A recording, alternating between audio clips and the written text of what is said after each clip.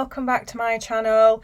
My name's Lindsay and I'm here with the Durst trial, and finally we have got to opening statements. So one of the alternate jurors was removed. They had actually Googled information about the case and tried to pass it on to another juror. The other juror rightly told them not to message them, so that alternate juror was removed from court. Bob Durst is actually in court today, and I think he's got one foot in the grave, to be honest. But it's still not stopping him from being awkward. But he is here today. He's in a wheelchair and he's having to hold an iPad because he can't hear very well, so it's coming up with the captions of what's being said. So the prosecution and the defence have 2 hours to recap over last year's opening statements and to bring the jury back up to speed of where they left off. Which is great because it saved me having to look through all my videos and sit and rewatch them. So once he started going over everything, I knew where we had got to. So Mr. Lewin opens up by telling the jury that he has never given the same opening statement for the same case twice. I mean, it's bizarre, but it is what it is. We can't change anything. And he says he will be under the 2-hour time limit. I mean, he makes jokes about how long his opening statement was last year. I mean, wow, an epic opening statement that lasted 2 days or more. It was crazy. So he goes over the 3 murders that he says Bob is guilty of. There's Kathy Durst, his first wife, Maurice Black, who he is housemate, whatever, that he met with in Galveston, and then his best friend Susan Berman. And he said that Bob Durst used Susan Berman to cover up the murder of Kathy. So he says everything begins with the murder of Kathy Durst, and that Bob had to kill Susan Berman because he feared she would talk. The prosecution are going to show that Susan's murder was not down to robbery or burglary. There was absolutely no sign of any sort of robbery or burglary. And if you can remember from last year, it went over how security conscious Susan was. She was a very, very paranoid person. She made absolutely sure she locked everything, every door, every window, everything, and she would never, ever, ever open the door to a stranger. She had to know you were coming. So this means she must have known her killer.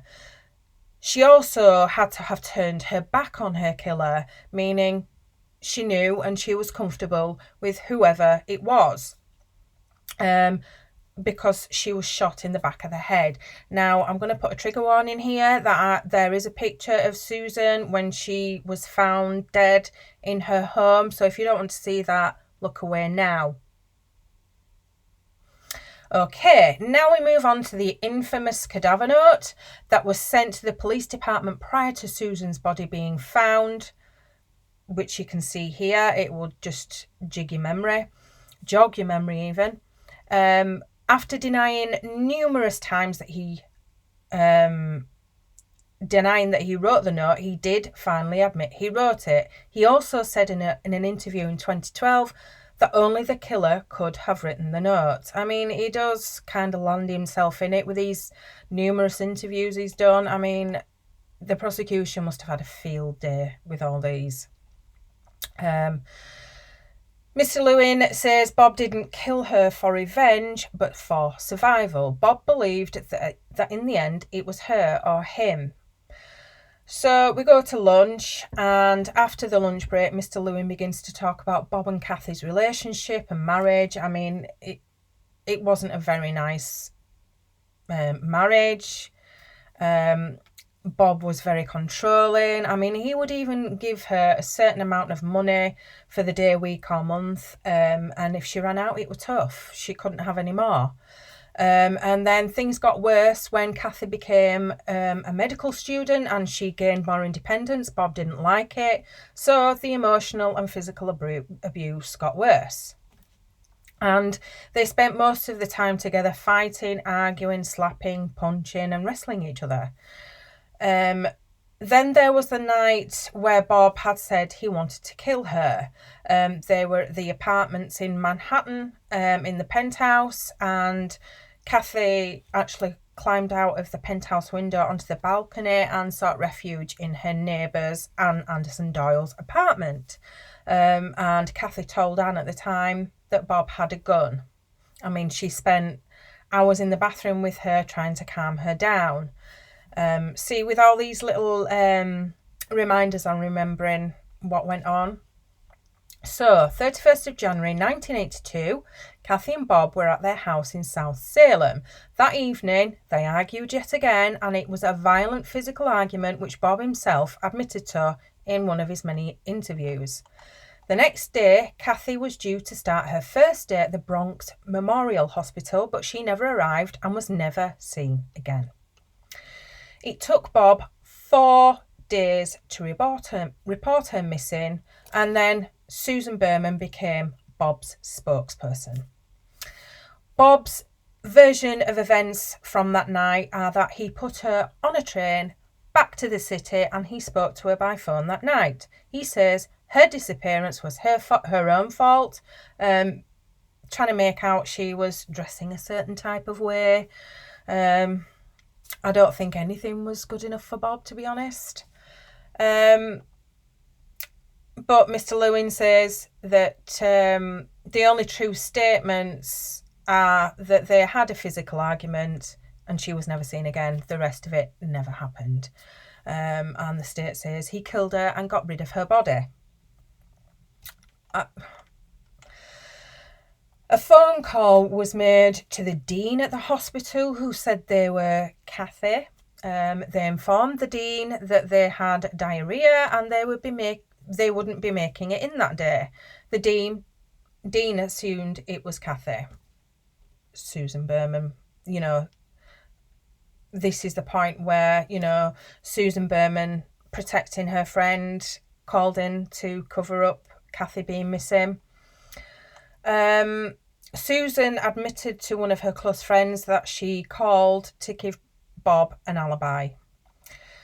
Susan told another very, very close friend of hers that Bob killed Kathy, and that's what he told her. She told a friend that they needed to protect Bob. Now, remember, Susan was brought up in a mafia family, so when she had a good close friend, she was extremely, extremely loyal, but she could also be very, very manipulative. So then there was the note that was found at the South Salem house when it was searched after Kathy had been reported missing. And Mr. Lewin says that this is a list of how to get rid of the body. Bob has admitted that the writing on this note is his. I mean, so far, all evidence points to Bob being a murderer, an absolute man. I mean, he's got away with 2 so far. I mean, how he got away with Morris Black's murder, I will never know. So I think this is why Mr. Lewin is so passionate. I truly believe he's passionate and so determined to make sure Bob Durst gets convicted of at least Susan Berman's murder to get some justice somewhere. A week later, the property manager at Bob and Kathy's apartments saw all Kathy's belongings in the trash. So, I mean, she'd only been missing a week and already Bob's throwing all the stuff out. So Susan at some point told Bob that she had been contacted by investigators and planned to speak with them. But this was a lie, and basically this sealed her fate. Evidence suggests that Bob didn't know Susan had told a number of people that he had killed Kathy. So he had no clue that Susan had told close friends that that's what Bob told her. So in an interview, Bob said that he and Susan agreed that she should just go ahead and talk to the police. And Mr. Lewin says, but Bob could not let that happen. So late on the 23rd or early hours of the 24th of December, Bob drove to Susan's home, killed her. He then sent the cadaver note because he cared about her and wanted her to be found. He then went back to Galveston, and the incident with Maurice Black happened in the summer of 2001. Bob was also, doing all sorts of stuff and squirreling money away, ready to run. A prison phone call is now played where Bob is speaking to his then wife, and they were discussing his brother Douglas and what Bob's plans were for him, and it was something along the lines of what had happened to Kathy. So, tip folks, from all these trials, if you're going to speak to someone from a prison phone, just be careful what you say. And then, of course, the famous words of Bob Durst from the Jinx of when he went into the bathroom after the interview had finished, forgetting that he was still mic'd up, and said, "There it is, you're caught." And then he says, "Killed them all, of course." I mean, I remember watching that and, it just made my hair stand up on end. It was just so, like, I knew it, but nothing ever happened, and it was like, but yeah, that has always stuck with me ever since years back when I watched it. So when the 5th episode of The Jinx was aired, which incriminated Bob even more, he fled to New Orleans and was arrested on the 14th of March 2015. And when searching the apartment, police officers found over $44,000 in cash, an expensive latex mask. He does like changing his identity. I mean, back in Galveston, when he first got there, he pretended to be a mute white woman. Weird. I mean, this is Bob Durst we're talking about. To see that mask, I was like, oh, but then it was like Bob Durst, and it was like, yeah. And a fully loaded gun. During a police interview, which Mr. Lewin was part of, just after he'd been arrested in New Orleans, Mr. Lewin asked Bob if he had killed Susan and Kathy. If he had killed Susan and Kathy, would he tell him? And he said no. I think most people would say that. But then you've got most people that would say, I didn't kill them. But that's not what Bob said. So then a clip is played of the close friend of Susan who she confided in about Bob killing Kathy. And after Susan had died, Susan's friend met up with Bob, and he asked Bob about, the death of Susan. And he says that Bob said to him, "I had to, it was her or me, I had no choice." But he didn't say anything about Kathy. So to finish up, Mr. Lewin goes through the witnesses that testified last year. So we had Dr. Marvin Karp, who lived next door to Susan, Sandra Garfield, who lived on the same road as Susan, Catherine Cutter, who lived at the other side of Susan's house, Police Officer Sharif, who attended the scene, Thomas Durst, Bob's youngest brother, Anne Anderson Doyle, who lived next door to Kathy and Bob in the penthouse, Virginia McKean, Kathy's older sister, Jim McCormack, Kathy's older brother, and the last witness was Dr. Marion Watlington, and that was Kathy's mentor and professor. So that ends the state's opening statement, and he was just shy of 2 hours. He was 1 minute under, and honestly, sat there listening to it felt way longer, but now I feel like I'm up to speed and I can remember what happened.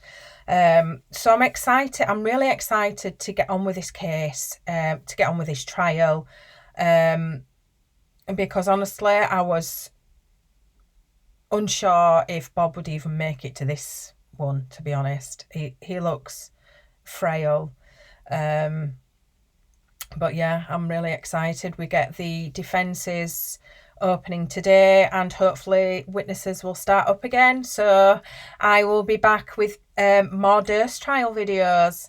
I'm excited. So until then, bye for now.